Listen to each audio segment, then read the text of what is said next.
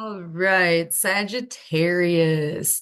I love Sagittarius energy. But of the zodiac, Sagittarius, I believe, has 14, 15 different constellations that can align with it. So this is a very long video. If you need some snacks, if you need to take a break, just absorb the information as you gain it. But there is a lot of it. Some of it will be repeats as well. And then as we move into Capricorn energy, I may repeat some of the same things if they are a shared constellation with Sagittarius. So as we can see, there's a lot of stars in Sagittarius. It is a fairly long constellation as far as the time it takes for the sun to move through it. So this is just the first page. Second page, we have more alignments. So we have up to 35 degrees of Sagittarius, and that's going to bring us right about to the cusp of where things move into Capricorn. So, a lot of big energies here. Let's just start it off with Sagittarius mythology. All right, so the biggest theme overall, overarching with Sagittarius is going to be that this is an archer, but the who exactly the archer is, it's always a centaur as well, but who that centaur is a little bit up for debate here. I see it more as Chiron. Some people see it as Crotus. I do think they both have some validity, but here we are. So, Sagittarius mythology, this is seen as the archer. Sagittarius is the centaur Chiron, who is the healer and also a warrior. And in astrology, we have Chiron identified as an asteroid. So, that is identified as the wounded healer. And through this story, you'll understand why that is said. All right, so Chiron raised and taught Asclepius, the dude in Ophiuchus, the healing arts. Chiron was accidentally killed in battle by Hercules, actually, another Hercules lore, by being shot with an arrow that had Hydra's poisonous blood on it. But here's the thing, he wasn't supposed to be killed. It was almost a misunderstanding to get him to the point of where he was fighting and killed. So that is why he is seen as the wounded healer because he was wounded by this poisonous arrow that Hercules had shot during a battle. And the constellation of Sagittarius is aiming its arrow at the heart of Scorpio. So that's pretty interesting if you it doesn't really show it in this one, but if you look at some other interpretations, you will be able to see that. The other things we have here, other mythologies have Sagittarius as Crotus, who is the son of the trickster god Pan, which would make sense if once you look at the Capricorn symbolism, that is major Pan energy over there. So it does make sense that this would be his son too, having them correlated so closely within the zodiac of Sagittarius and then moving into Capricorn. But take whatever resonates the most, or a combination of the two. Crotus was known then for inventing archery, so pretty big deal. All right, Sagittarius mythology, if we want to throw it even further. All right, so the Babylonians considered Sagittarius to be the centaur god Nergal. Again, my names for these ancient civilizations, my pronunciation of the names may be off. I do apologize. In some myths, he had two heads, one of a panther and one as a human. He was the god of inflicted death. I thought that was interesting. So inflicted death is like purposely killing someone, right? It's like I inflict death upon you, like I stab you, versus, oh, that person died of old age. Okay, so keeping that in mind. All right, so he had control over many demons and evil forces. I'm not exactly sure what was meant by that, if they meant like he like commands them, right? Maybe he's over there, Nergel's over there, like, I command all of these demons to go over here and do this. Or does he have control over his own demons and evil forces, to utilize them for his own purposes and not get like, when somebody says, oh, I have demons, you know what I mean? Like, is he just under control of his own? I'm not entirely sure.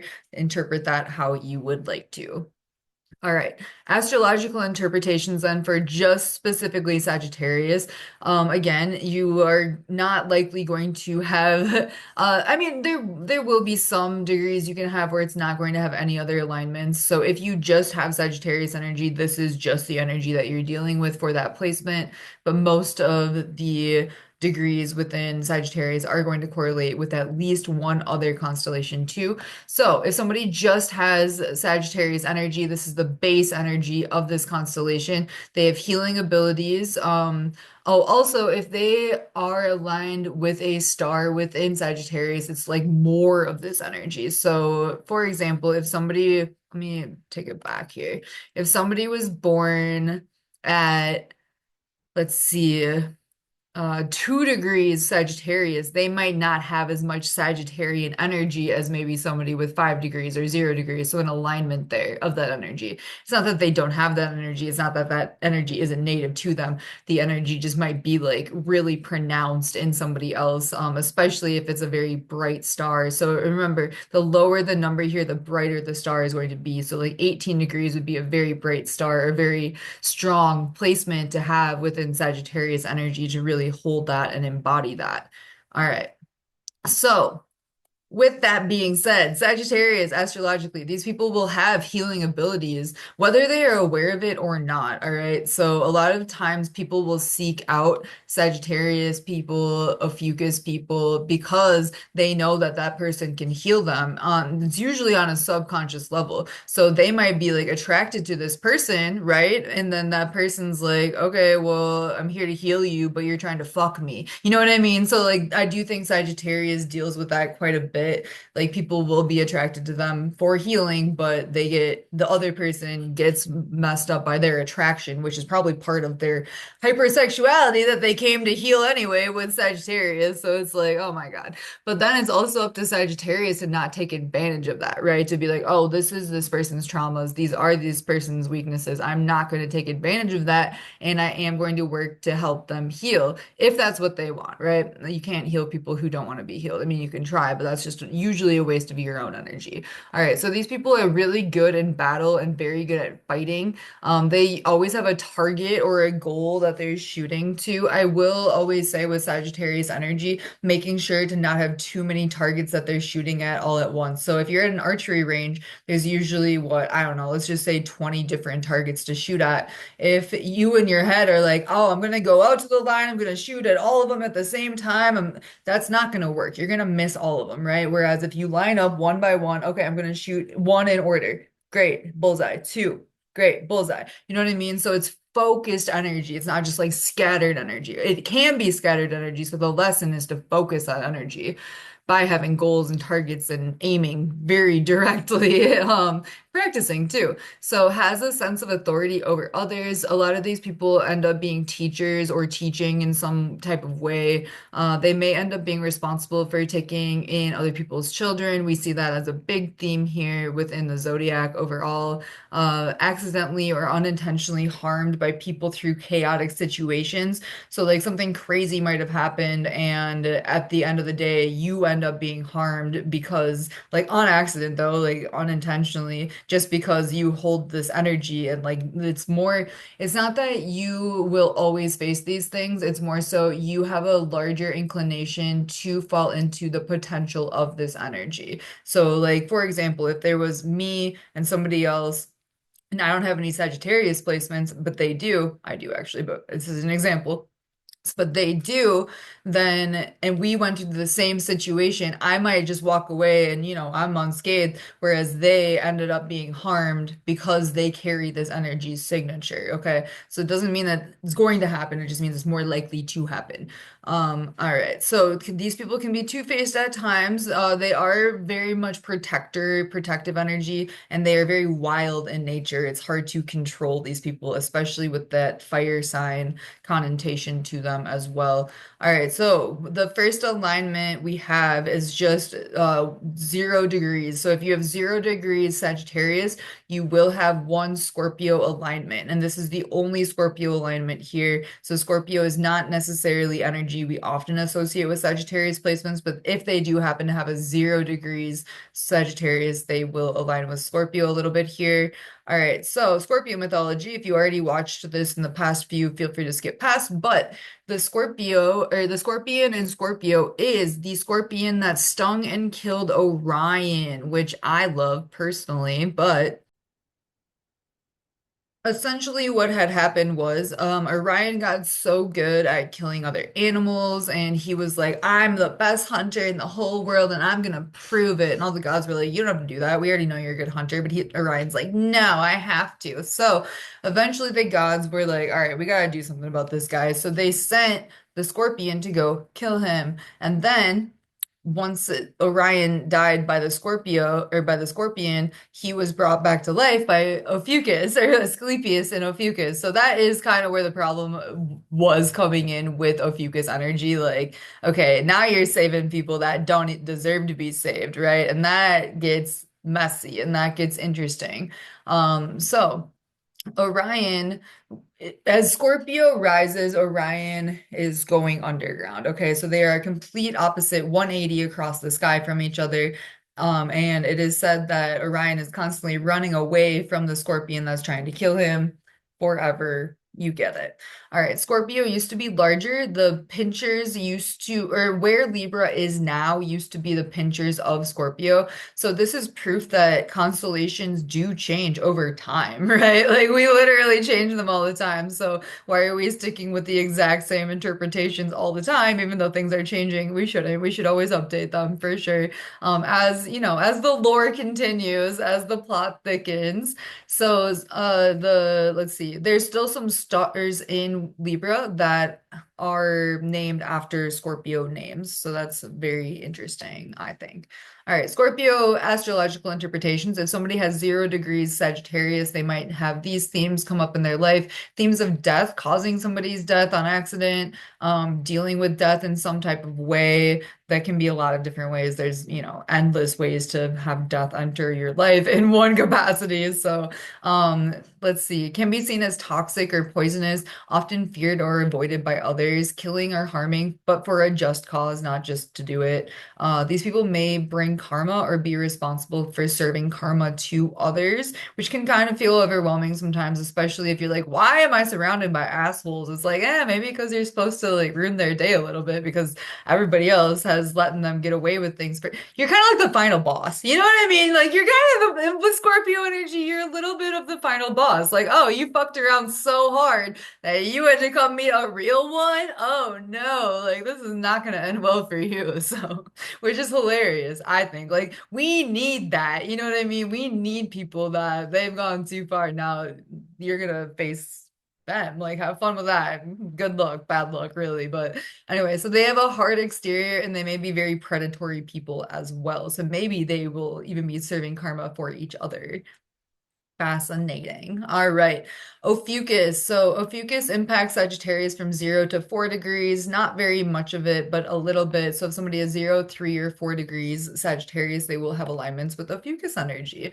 All right. Ophiuchus. So this is the Ophiuchus is the name of the constellation, but Ophiuchus or Asclepius is the man who is depicted within the constellation. So he was born to Apollo, who is a god, and then Coronis, who's a mortal woman, making him a hybrid or a demigod.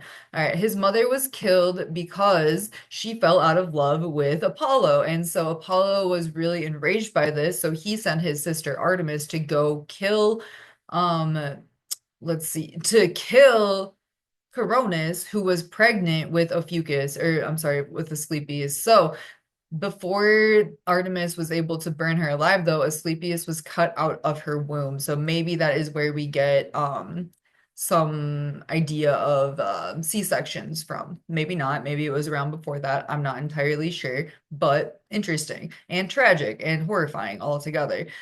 So from a very young age, he was raised by the centaur Chiron, who we just talked about.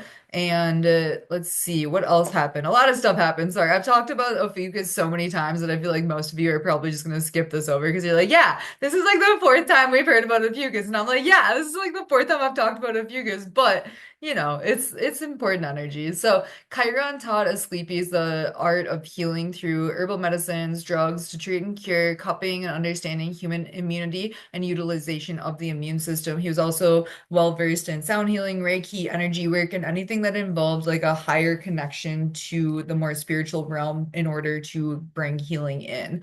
All right, so Asclepius then got so good at healing that he was able to raise people from the dead, even though if their fate was to die, and that was determined by the other gods. So Zeus did not like that, and he killed him with a lightning bolt and put him in the sky to remember him by. All right. So within the constellation, we see Asclepius, and he's here holding a snake. So the snake is actually split up into two different constellations, even though it is one constellation. We have Serpens caput, which is the head, and Serpens cauda, which is the tail. And then the nickname, the reason we call the constellation itself Ophiuchus is because Ophidian and Ophidia is in relation to snakes or denoting snakes, and then a reptile or small group of snakes. That's where we get the name from. I think it'd be cool to just call this Asclepius constellation, but here we are, Ophiuchus. All right, so some people within the spiritual community hold the belief that snakes are associated with spiritual growth. I see it more so as like he's handling these snakes because these are disempowered dragons, so they don't necessarily want the best for society. Snake behavior, snake-like stuff generally isn't depicted well. I do wonder though, like if before Christianity, if things were a little bit different as far as the snake world, but throughout my studies, that's just where I land. I don't think that they're all that impressive, but I do think it is interesting and impressive that Ophiuchus and Asclepius is able to handle these snakes or like charm them. And then there is another story where he killed a snake and another snake brought that snake magical herbs to bring it back to life, and that's how he learned how to revive people from dead. Maybe, I don't know, but I still think he learned it from uh Chiron. But Chiron was basically like, don't use this, but you can if you need to. And then Ophiuchus was like, I'm gonna use this all the time. Anyway, so, if you have Ophiuchus placements, you likely have really large generational healing abilities. So that is important to utilize, but that can also feel like the healer's burden. Then like, oh, I have to heal people. And it's like, yeah, you kind of do. That's kind of your whole shtick, right? And then also advanced knowledge of self and ancestral lineage and cultural roots. So if you have not done a past life regression and you have an Ophiuchus placement, or really honestly, like any placement beyond, what do we want to say? Mm, like Libra-ish range, you're probably going to have some pretty intense things within your subconscious to bring forward and figure out. Probably cancers as well. Oops. Let me go back. All right, so where am I? All right, a reconnection with the spiritual side of life for yourself and others, mind, body, spirit, soul, self-integration through a lot of different healing methods and unconditional love energy. And so basically, Ophiuchus energy is tapping into the divine spiritual energy and the non-physical energy and working with vibrations to help people get into a different vibrational state, because disease is largely just dis-ease and they aren't at like a appropriate vibrational, what they're putting into their body, everything in their environment is like negatively impacting their vibration, and that is where a lot of the um like more harmful energies can exist in those lower vibrational states. So a lot of it is learning this unconditional love energy and then helping others get into that state so they can create an environment within their body for healing. These people are really good at working with the elements, but it's more so like so the all of the other zodiac signs have an element, whereas Ophiuchus is more so like love, spirit, non-physical energy, but they can use that energy to influence the other physical elements. And then alchemy, changing states of energy, connection to aliens or angels. Another big thing with them is frequencies for sound healing, utilization of and understanding of, completing cycles. That's like the one of the biggest things with Ophiuchus energy, completing cycles, ending something before they go into the next cycle, which which is Sagittarius energy, finding your own true divine path, going down that one path, right? Let's see what else we got here. Knowing your enemy. So Ophiuchus is really good at understanding what they're up against spiritually, culturally, socially, psychologically. They have the really large ability to read people. They see into people. They're not going to back down when it comes to emotional manipulators. They don't care. They're just like, all right, you suck. And I know that. So I'm gonna act accordingly. Um, they are able to see clear beginnings and ends in their own life and societally, and then knowing how to facilitate that change for the collective. They do have that innate knowledge. It might take a little bit pulling out of them to like bring it to the surface, but it does exist. So shadow aspects of this energy or lower vibrations of this energy can include snake-like behavior, lying to get what you want, trickery, hiding knowledge from others to keep it for oneself for power purposes, using power for selfish purposes, not aiding the collective. No, no, big no, no with anything Sagittarius or Ophiuchus energy here. Elaborate schemes that play on people's psyches and feelings, high expectations for personal treatment while not reciprocating that energy to others, holding others to higher standards than they hold themselves to. So it's like some contradictory energy here a little bit for sure. And then purposely withholding information, love, or other things that they know someone else wants for control purposes. So it can be very manipulative, is basically what I am saying. All right. The next constellation we are looking at is going to be Pavo. Okay, so Pavo is down here. As you can see, it's a fairly large constellation. It does take up the entirety of Sagittarius. Okay, so very interesting.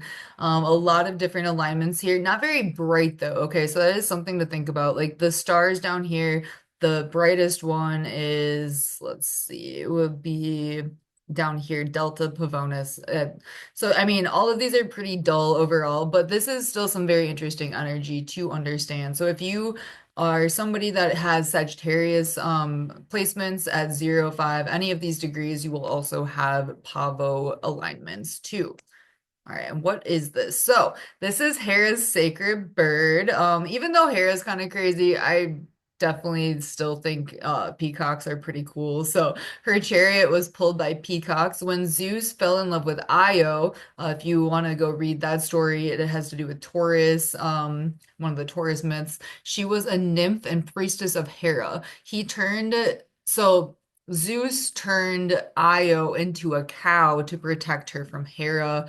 But Hera, she was like onto Zeus's shenanigans, basically. So this was not Zeus's first time doing something like this. So she was like, okay, you want me to believe this is just a regular cow? You're being super sus, my guy. So I'm going to have Argus, this giant with 1,000 or 100 eyes, watch her, watch this cow to be like, all right, what's going on here? I got to get to the bottom of this. So Zeus found out what was happening and he sent Hermes to go save Io because he was like, ah, shit. Hera's onto me. She knows. So Hermes disguised himself as a shepherd and spent all day talking with Argus until he fell asleep. And then when he fell asleep, Hermes killed him with a rock, which, I feel like there's probably a better way to do that. What did Argus really do? He was just following orders from Hera, but whatever.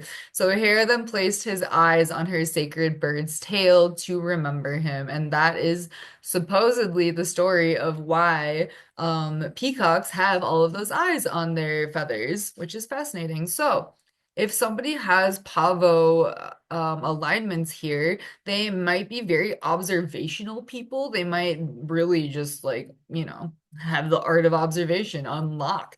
They watchful of others' moves or motives. So kind of just like keeping an eye out on people all the time, or like side-eyeing, or like catching all the little things that somebody didn't really think anybody was looking at. Trusted for important tasks or jobs, so really reliable, which is important. So their ability to watch, their ability to monitor, to surveil, that can be utilized in evil, harmful ways, so these people might end up working for companies or bosses or individuals that are more on the harmful side. They generally do stand out from the crowd. They have a flashy appearance, but they also might end up being used by others, which I do think is like a very pretty common theme within Sagittarius world, because they all like Sagittarius energy, generally speaking, is flashier appearance and do stand out from the crowd already. So I would be very interested to see um if somebody had a Pavo alignment along with a Sagittarius placement if they like dressed more interestingly than somebody who like had like 7 degrees Sagittarius. You know what I mean? So it'd be fascinating to see if the differences are that obvious. All right, Hercules. So Hercules only impacts Sagittarius to about 5 degrees. So just the beginning parts of Sagittarius here, we have two alignments at 2 degrees and 5 degrees, but there are two stars here at 2 degrees when it does come to Hercules alignments. All right. So again, if you've already heard about Hercules, this is not going to be new information. Same old, same old. So feel free to skip past this one if you're already heard this multiple times. But Hercules, in Greek mythology, he was Heracles. In Roman, he was Hercules, and then his birth name was actually Euclides. And the constellation of Hercules is standing on Draco, or Ladon is the name of the dragon of in Draco's head. Hercules was the son of Zeus and Alcmene, making him a half god, half mortal, or a demigod. And there are a few stories, but Hercules ended up suckling from Hera's breast, which is not good because that's not his mom. So that allowed him immortality.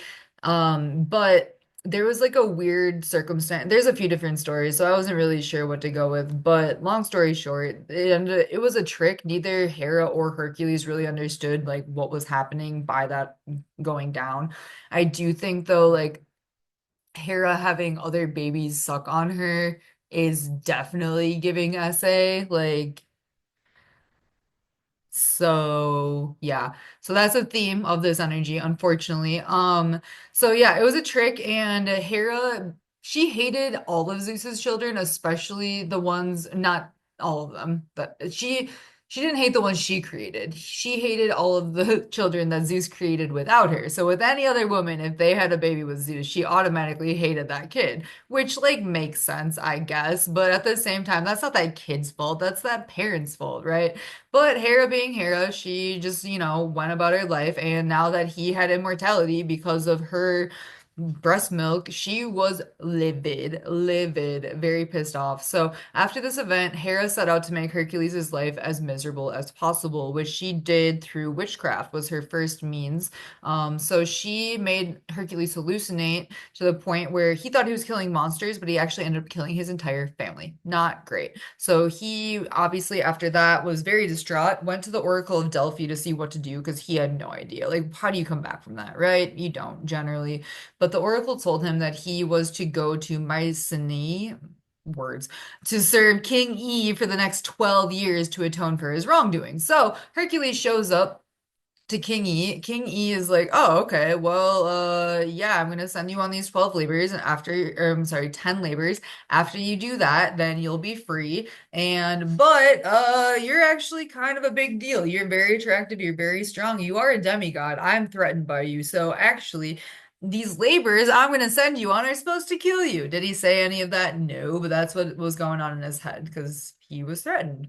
He didn't want to lose his spot on the throne. So the first 10 labors really was just him trying to kill Hercules through various means. You can definitely look deeper into these if you're curious. They are very interesting. There's a lot of information out there on the internet if you want to deep dive into them. But the 11th labor, so the first 10, he was like, wow, you were literally supposed to die. So these next two, you're for sure gonna die. And he sent him to go steal golden apples from Hera's garden, which was protected by the dragon Ladon, who was represented by the constellation Draco. And he did. I mean, he had to kill Draco to do it, but he did it. And then you can see the golden apples over here. You can see the skin of the Nemean lion over here. And then his 12th labor, which was also, you weren't, as a god, as a mortal, as anything, as a demigod, you were not ever supposed to be able to go to the underworld and come back. Like that was not something that anybody was even able to do in the first place.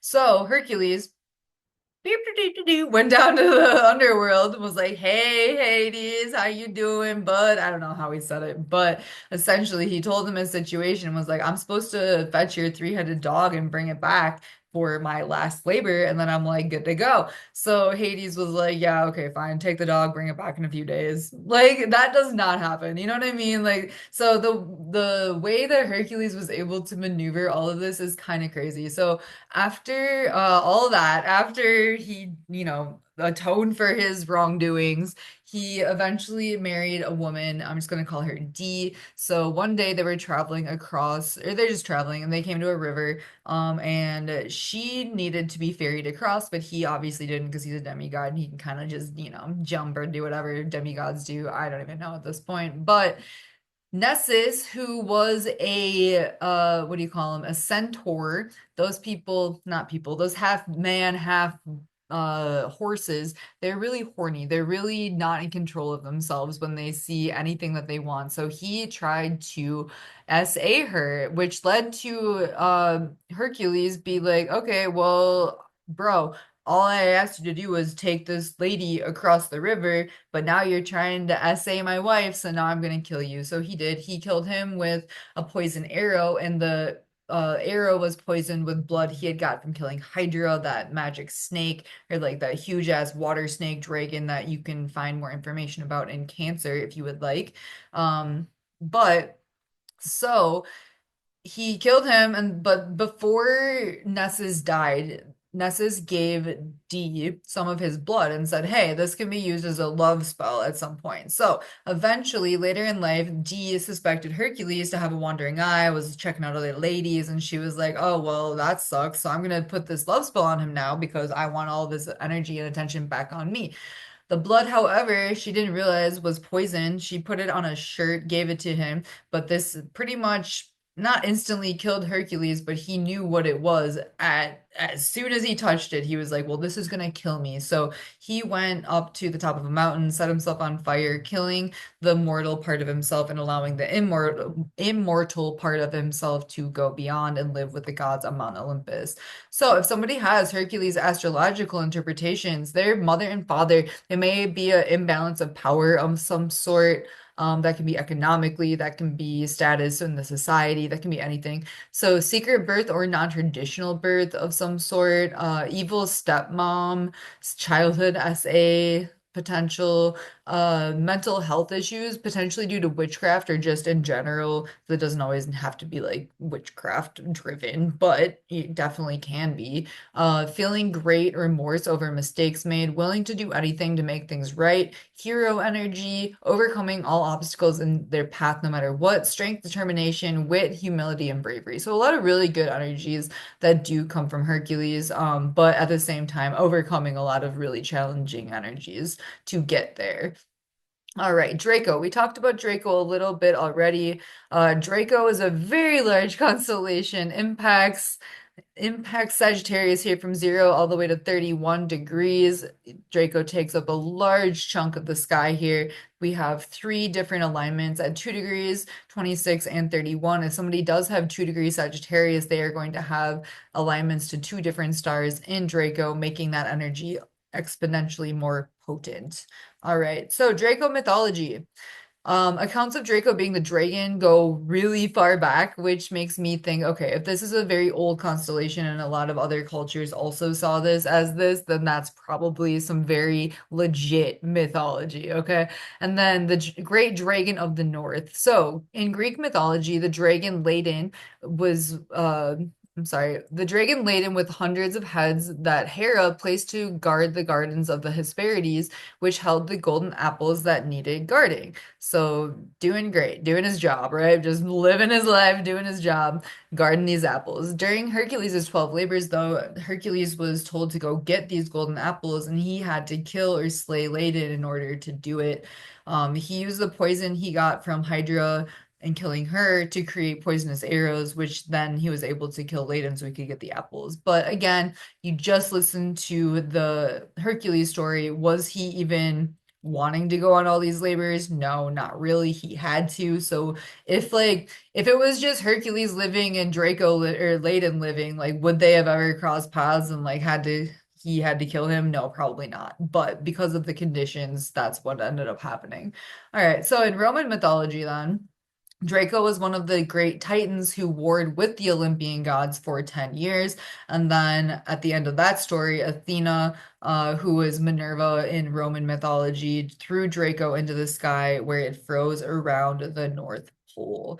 All right, Draco astrological interpretations then. These people might take up a lot of space. That can also be physically like being, larger, or that can mean like their ideas take up a lot of space, or they might be very loud and like command a lot of space.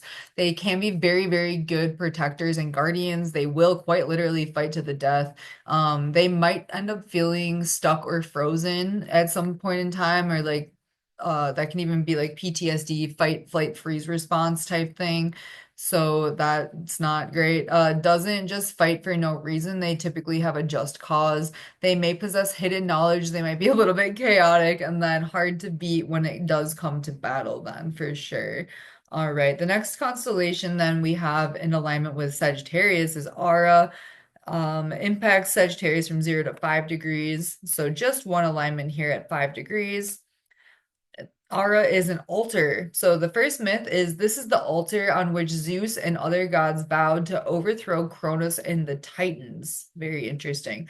The second myth is this was the altar of a king of Acadia who was the father of Castillo, who is Ursa Major. You can learn more about that if you would like. This was also the grandfather of Arcus. So Ursa Minor or Boots is seen as Arcus energy.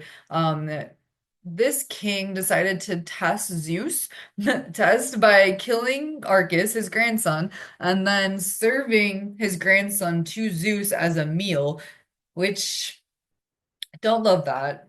Actually, greatly dislike that, but that's a thing that happened apparently in mythology in this myth. So when that happened, then Zeus turned the king into a wolf and killed all of his children because he's like, how dare you, essentially. The third myth, this is the altar on which Centaurus sacrifices Lupus. So if you want to look back here a little bit, we see Centaurus here sacrificing Lupus on the altar. All right. And then again, lupus is also potentially associated with this King Lycion. I'm not sure as well. All right. So if somebody has aura alignments, they may be heavily into witchcraft or occult rituals or occult or rituals. Like just because you're doing rituals does not necessarily mean you're involved in the occult or witchcraft. Okay. Like you might just wake up and be like, this is my morning ritual. You know what I mean? So like, there's real rituals and then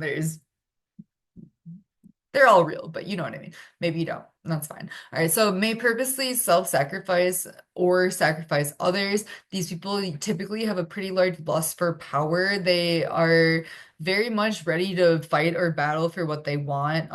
They do use trickery. They do test others. Their punishments for wrongdoing are insane, or they might end up being punished for wrongdoing more so than they should be punished. So, just not appropriate punishment for whatever they did. Jealousy, and then these people are generally working with other people, so groups of people, covens, teams, gangs of some sort, in order to accomplish whatever they're doing. All right.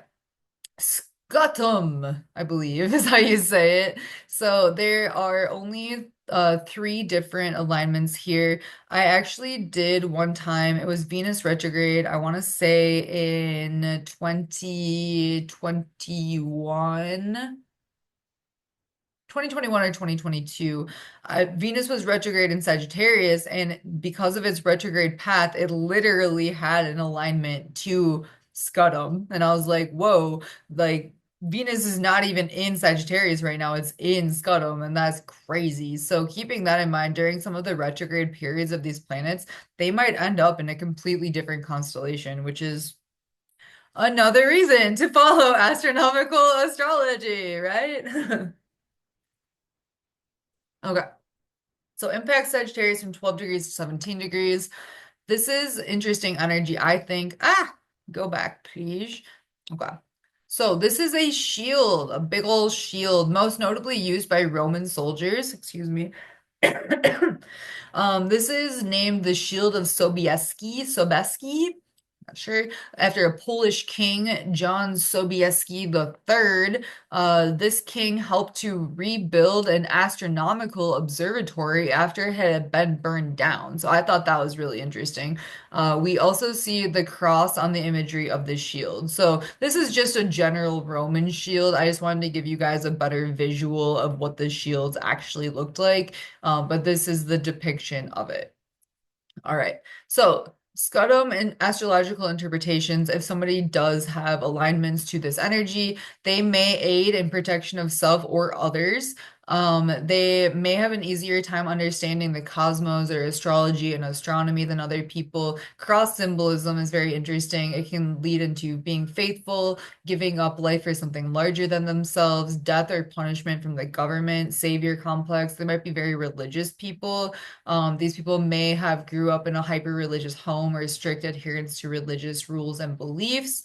Ultimately, the cross signifies death and sacrifice, so the person's life may feel like it's outside of their own control. But I also see this because it's almost like a shield from death, okay? So it's again, aiding in protection of self or others is the main thing here. And then also I do think that because of the myth, I guess this isn't necessarily mythology, this is more just history, but because of his Sobeski's willingness to rebuild an astronomical observatory, these people might be more apt to be interested in those subjects or take it up easier.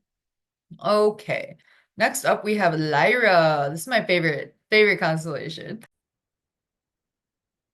So Lyra, it is up above Sagittarius. We see Sagittarius here, we see Scutum here. Lyra is all the way up here, kind of by Draco, realistically. But it impacts Sagittarius from 13 to 19 degrees, with the brightest star being Vega at 13 degrees. So I actually have this.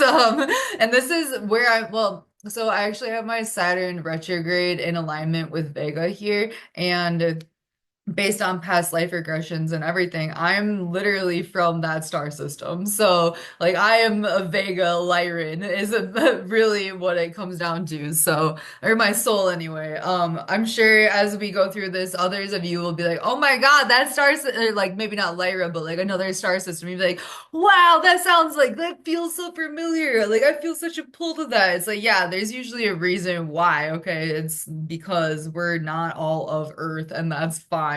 So, anyway, enough about me. Back to Lyra. Okay, sorry, I just get really excited. So, Lyra mythology. So, this is seen as a lyre or a harp. So, this is the lyre of Orpheus, and he was a musician and a poet. So, he was the son of King or. mm, Orgarus and the muse Calliope. So Apollo gave Orpheus, the son then, a golden lyre and taught him how to play it. His mother, Calliope, taught him how to write lyrics and verses. He was able to charm them with music. So Orpheus accompanied Jason and the Argonauts, and his harp playing saved them by being lured by sirens by drowning out the noise. So they heard sirens, and he was like, "No, no, no, I don't know how to play harp. We're gonna play this harp." I'm like guitaring. We're gonna play this harp so we don't get sucked in. But eventually he was killed and ripped to shreds, this Orpheus guy, for not honoring the god Dionysus. So, well, sucks to suck. But anyway, so in Wales, this is also known as King Arthur's harp. So, a lot of really cool, I think, energy that comes from this area. But also interesting that this is from Apollo. If you have watched this through by now, you will likely know that Apollo is also the same soul as Lucifer. So, Lucifer being like the god of music, it's very interesting that, a lot of the Luciferianism was taken over by Satanism, which is a whole nother thing. But they were able to basically negatively use the charm of music to harm people, to negatively influence people, but it can also be used to positively influence people. So this energy can go both ways. That is kind of what I'm getting at. Like, yeah, it's great to be feeling music and loving music, but you can also be very negatively influenced by it too if it is of the wrong vibration or the wrong intent.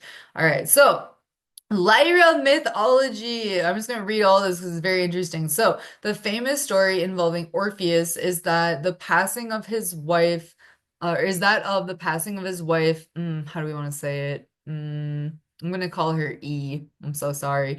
So, E was trying to escape a satyr and her at her wedding, actually. I forget what the satyrs are. Let's look it up. SAT. I think it's like a.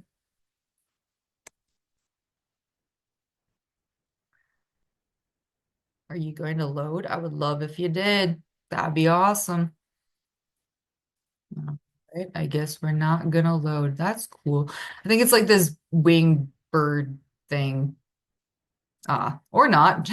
Wow, I'm way off. Okay, so it's a lustful, drunken woodland god. Oh, like Pan. Okay, yes, okay. I see. So half man, half goat type thing. Great. Love that. Actually, hate that. So she let's reel it in. Let's start it over. If it would load, that'd be awesome. Great. Okay. So E was trying to escape that guy at her wedding and she fell into a nest of vipers.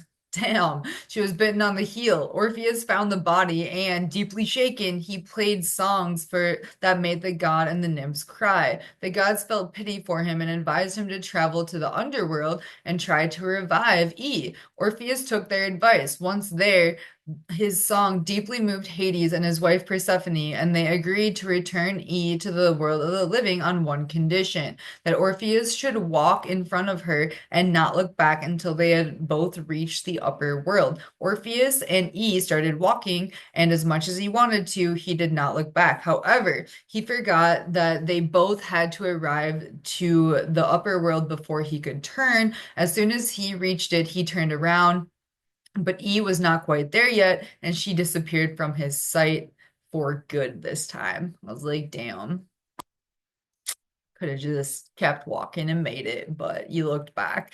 And I think there's a story in the Bible similar to that as well, like somebody's wife turning around and looking at a city or something and then like turning to salt or stone. So I think that there's a few different stories that just kind of remind us and tell us like, hey, don't look back. There's a lot of stories that are like, hey, don't look back. So interesting energies. All right.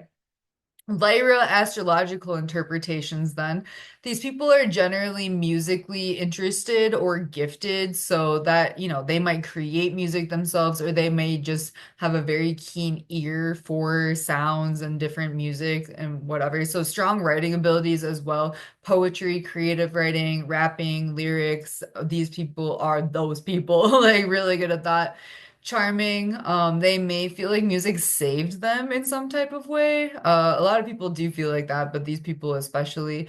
They also have a refusal to bow down or honor gods or people or things that are not in alignment with them, which, like, in some cases can really, have them messed up. But it's kind of just like this personal character of like, no, if I'm not vibing with that, I'm not, why would I bow to you? Why would I honor you if you're not a good soul, right? Or however he felt about the other gods. But anyway, so we'll do anything for love, even that is true. It's annoying, but here we are. So forgetful and then can also be unaware of their surroundings at times. So not great, but also can be awesome. All right. Telescopium, constellation. Impacts Sagittarius just from 12 to 12 degrees, so very, very small constellation here. That if somebody has 12 degrees Sagittarius, they will also have alignments to Telescopium, and there are two stars at the same degree at 12 degrees here. All right. Telescopium mythology. There's really no associated myths with this. So when there's no associated myths, we just really have to go off of the symbolism. Telescopes are used to magnify distant objects for visual observation. All right, that's what they do. So tool used in astronomy and observing the celestial sky and celestial bodies. They collect and magnify light of objects. All right. So with that being said, what can we take away from that energy here? Over here, it's called Tubus Astronomic something, and Telescopium is called over here. So again, things do change. Names change over time. classifications change over time. But if somebody has this alignment, they may be able to look really deeply into things or situations or people. They might be very naturally gifted at astrology or astronomy, or they may have past lives like that where they had that information, so they bring it into this life as well. They collect and magnify light that can be seen as them find other light beings and help them be more in their light energy. So like finding other people that are also wanting to spread light, that energy, like who exist within that energetic field, and be attracted to them and then help them do that more. Um, these people might be very gifted at scientific research, and they also may have a very unique perspective and ability to find new things or a new or different way of looking at things, which can be some really, really cool energy. So I love this. I think so far with Sagittarius, we've had two different alignments where they may be like more into astrology or astronomy, which tracks. So yeah. All right. So next one we have is Corona Australis, or Corona Australis to be more accurate. So this one is probably outside of Scutum. It is going to be the closest one to Sagittarius, along the sun's ecliptic path. We have a few different stars here. Let's see. So about five different alignments. Again, these are not very bright stars. I did include a few that are not below a five. I don't know, I just felt right. So take it or leave it, basically. All right, Corona Australis mythology. This is known as the Southern Crown, known by Greeks as a wreath, not a crown. Interesting. All right, this is associated with the myth of Dionysus, who was the son of Zeus and Semele. Semele? Zeus told Semele that she could have anything and he would give it to her. So she asked to see Zeus in his true God form because she had never really seen him like in the physical. Or she had only seen him in the physical, but like incarnated in a different body because wow, I remember my first time drinking water. Okay. So, um Semele really wanted to see Zeus in all of his power, but she was not able to do that without dying, but Zeus told her she could have one thing, anything, and so that was what she wanted, and he did it, and then ended up killing her. Great. So she was pregnant, however, with Dionysus at that time, and Dionysus though was not ready to be born yet. So what did Zeus do? And this is like weird, but I don't even know how this is possible. But Zeus essentially took Dionysus, who was not born yet, put it into his thigh, put him into his thigh to act as like a, I don't know, an incubator of sorts, allowing Dionysus to be born and when he was big enough. So when Dionysus grew up, he was an immortal and went to the underworld and brought his mother Semele back from Hades, which is crazy and fascinating. So the crown was placed in the sky after this feat. All right. So he was like, you know what? That's not how my mom was supposed to die. So he went and he went to Hades and quite literally got his mom back, which is wild.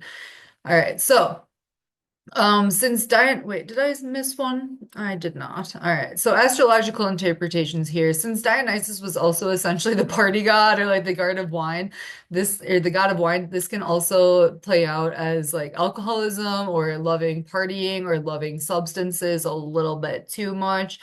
Potentially a traumatic birth, maybe lost their mother. Very brave energy, though, and able to deal with darkness, and also able to survive some very harsh conditions here because that is a really crazy way to enter the world. So, if you have any Corona Australis alignments, then that may be energy you deal with more so than other people. All right, let me rest my throat for a minute. One second here. All right, so Serpens impact Sagittarius then from 0 to 18 degrees. Again, Serpens is split up between this side of Serpens above Libra and this side above Ophiuchus and Sagittarius. So if somebody has 11 or 18 degrees Sagittarius, they will also have Serpens alignments as well. Okay. Serpens mythology. We see the head of the snake as Serpens kaput. We see the tail of the snake as Serpens cauda. Ophiuchus is holding the top of the snake in his left hand and the tail in the right hand. So, Asclepius who is the demigod in Ophiuchus, killed the snake, but the snake was brought back to life by another snake with herbs. That's one of the myths there. The only constellation that is split between two parts, and then the Babylonians also had two snake constellations, Serpens being the horned snake of the two. I'm not quite sure where the other one was exactly, but if Serpens, if you have Serpens placements, this or alignments, this might be energy that is more directed toward you. So you might exhibit snake-like behavior, lying to get what you want, trickery. You may go through a death and rebirth of some sort, many near-death experiences. It's not funny, but it's kind of scary.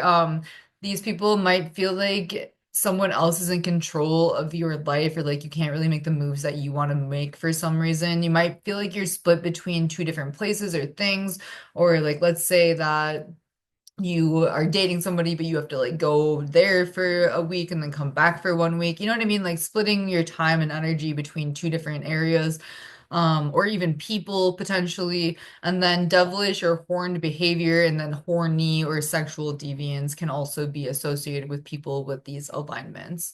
All right, Aquila. All right, Aquila. So this impacts Sagittarius from 19 to 38 degrees. It's a fairly large constellation with one of the brightest stars in the sky being Altair at 31 degrees. So if somebody has 31 degrees Sagittarius, they're going to have a really big alignment with this energy here. Aquila is the eagle then, okay? Which is interesting because, okay, is this supposed to be Sagittarius? I don't think so. Anyway, whatever. So the eagle represents the god Jupiter in Roman mythology, which is the equivalent to Zeus. So this is seen as the eagle that carried Zeus's thunderbolts. So basically like Zeus's homie eagle. All right, this is also the eagle that carried Ganymede or Aquarius to Olympus to be the cupbearer for the gods, which we'll learn a lot more about when we talk about Aquarius energy. This eagle also guards the arrows of Eros, or Sagitta, which we'll talk about in a minute, which hit Zeus and made him fall in love. So another myth states that Aquila represents the eagle Aphrodite transformed into to chase Zeus. Essentially, Zeus transformed into a swan and he wanted to pretend like he was being chased so he could essentially get with this girl named Nessus. He was trying to bamboozle her, right? He's like, oh no, if she thinks I'm being chased, then she'll help me. So Aphrodite turned into a swan and was, or like transformed into an eagle, was like, all right, I'll pretend to chase you. Like, bro, not the gods scheming when they could just like go be normal, but whatever. All right, so now let's see, where were we? So he transformed into a swan so he could take refuge with Net Oh, I'm sorry. With Nemesis. I said her name wrong. With Nemesis, who was the goddess of retribution and hubris. So hubris, if you guys are not familiar, is like having too much confidence in something. So for example, if you're like, I'm going to build oh, actually like Fire Festival, if you ever watched that, it's kind of like, wow, I have this amazing idea. I can do anything. It's like yeah, you can if you like plan it and like do all the things and the stuff, but hubris is kind of just like jumping into things with more confidence than you ever should have and then getting humbled, like the shit humbled out of you once you're like, oh no, I was unprepared. Okay. Like I maybe thought I could do a little bit more there. So goddess of retribution and hubris. In Arabic, this constellation is known as the vulture. All right, so the eagle that Zeus, this is also seen as the eagle that Zeus sent to eat Prometheus's liver as a punishment for giving fire to humans. Prometheus was chained to a rock, and his liver would grow back every night, so the eagle could feed on it again the next day.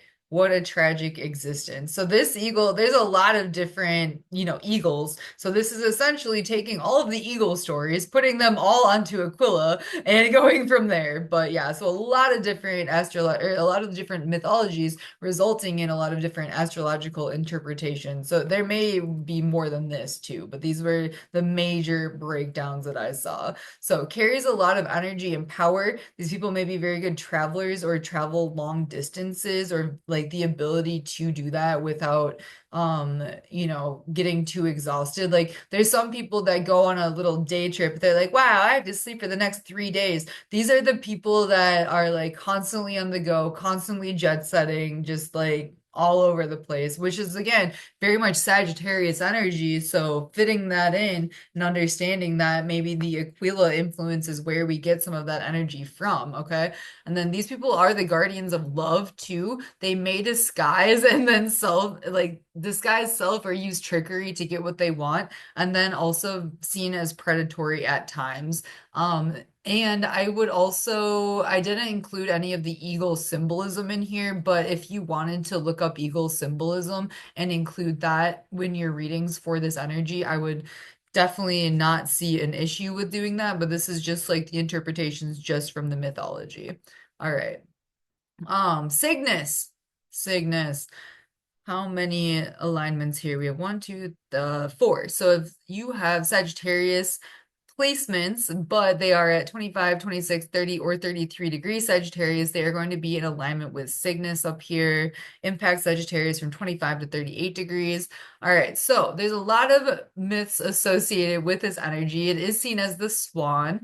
In one story, Zeus turned himself into a swan in order to seduce the Queen of Sparta, Leda, which, bro, what? So on the same night that Zeus turned himself into a swan to seduce her and had sex with her, Leda, the Queen of Sparta, also had sex with her husband. Okay, like same time. So with that done, that created a set of twins, but one of the fathers was Zeus, and the other twin's father was King Tyndareus. So the twins resulting here are the twins Castor and Pollux, who we learned about when we talked about Gemini, and Castor being the mortal son of Leda and King Tyrides, whatever, and then Pollux being the immortal son of Zeus and Leda. All right, so the swan again is seen as the swan that Zeus transformed himself into. Additional mythology here states that the swan is Orpheus. If you remember back to when we talked about Lyra a little bit, the Greek musician and poet that was gifted a lyre by Apollo. Orpheus refused to worship and honor Dionysus and was killed. After he died, he turned into a swan and was placed in the sky along with his harp and lyre. So we do see these two constellations very close to each other. So that is another myth that is associated here. Another story, it includes Cygnus, I guess. I'm gonna go with C. So C, the son of Ares, lost a duel with Hercules. Ugh, tough times. So C was also the son. Wait, wait, wait. Oh. Oh, okay, my bad. These are three different people. So, my bad. First sea guy was the son of Ares who lost a duel with Hercules. The second sea dude was the son of Poseidon who fought in the Trojan War and was defeated by Achilles. And then the third sea dude was close or a close from what the heck? I clearly have a typo, so my bad. So probably I meant to say a close form or friend. I meant to say friend, a close friend of Phaeton, who was the mortal son of the god Helios. Interesting. So Phaeton and C were racing across the sky and flew too close to the sun, and their chariots were destroyed. We hear a few different stories of, oh, they flew too close to the sun. So this is definitely another one. They fell to earth, and C died, and his body was like fell into the river Eridanus, which we talked about a lot earlier in the earlier constellations. So Phaeton wanted to get his friend's body for a proper burial so that his soul could pass on and not be stuck on Earth, or like as a ghost or like spirit realm type thing. So Phaeton made a deal with Zeus that if he was able to turn into a swan and live only as live only as long as a swan lives, then he could get his friend's body. Zeus was like, yeah, I guess that's fine. You can do that. So Zeus allowed it, and then he put him into the sky as a swan. So again, a lot of different potential stories here to go off of. A lot of swan stories happening. All right, so Cygnus, astrologically, then, if somebody does have these placements or alignments, they might be a shapeshifter. They might be able to change their appearance frequently. They may end up competing over a significant other at some point. These are people that might have like multiple baby dads, baby moms, or just, kids by multiple people. Very, very high sex drive, a want and need for adventure. These are definitely the risk takers. They might get into fights or arguments they can't win. So kind of just like, ugh, fighting to fight, not that they can win, just like for the thrill of it, I guess. Passionate people, musically inclined people, but then also we see the refusal to bow down, honor gods, or people, things that are not in alignment with them. So very headstrong. Love that.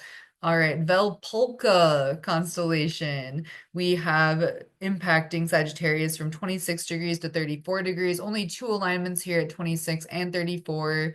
All right, so Vulpecula, very interesting symbolism, I think, especially if we view what he has in his mouth, okay? So this is known as the fox or little fox in Latin. It was once named Vulpulca et Answer, which means the little fox with the goose. All right, so he's carrying a little goose in his mouth. The fox was seen carrying a dead goose to Cerberus, the three-headed dog of Hades that guards the underworld.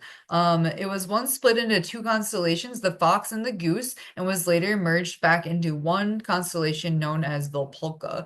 So I do think that's pretty interesting. That again, they once were two separate constellations because there's quite a different energy, right, between like the fox that is hunting and killing the goose and the goose that is being hunted and killed. So those are very opposing energies, I would definitely say. But Vulpelka, Vulpecula, I'm not really sure how to say this. I think that you have deduced that by this point. But this energy is very cunning, very trickster energy, predatory, might bring offerings to gods or participate in rituals. They might be very quick moving. They might become separated from self or their identity at some point. So that is something you could almost see as like dissociative identity disorder or something along those lines.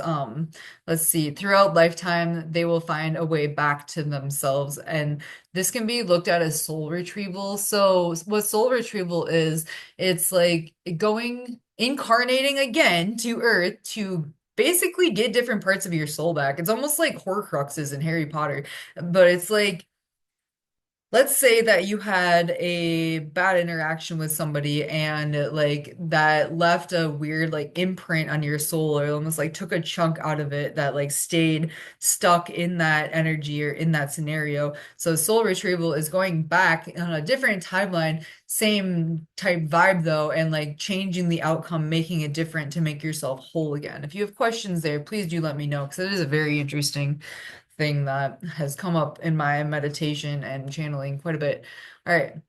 Sagitta. So we have, let's see, four different alignments that impact Sagittarius energy. Again, this is at more so the tail or the further end of Sagittarius before it moves into Capricorn energy. So let's see what we got here. The mythology associated, excuse me, we can see it here underneath. It is an arrow. So this is an arrow that Hercules used to kill the eagle, Aquila, that Zeus sent to eat Prometheus's liver as a punishment for giving fire to humans.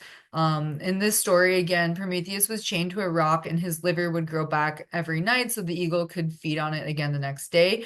the next myth here is that this is the arrow Apollo used to kill the Cyclops.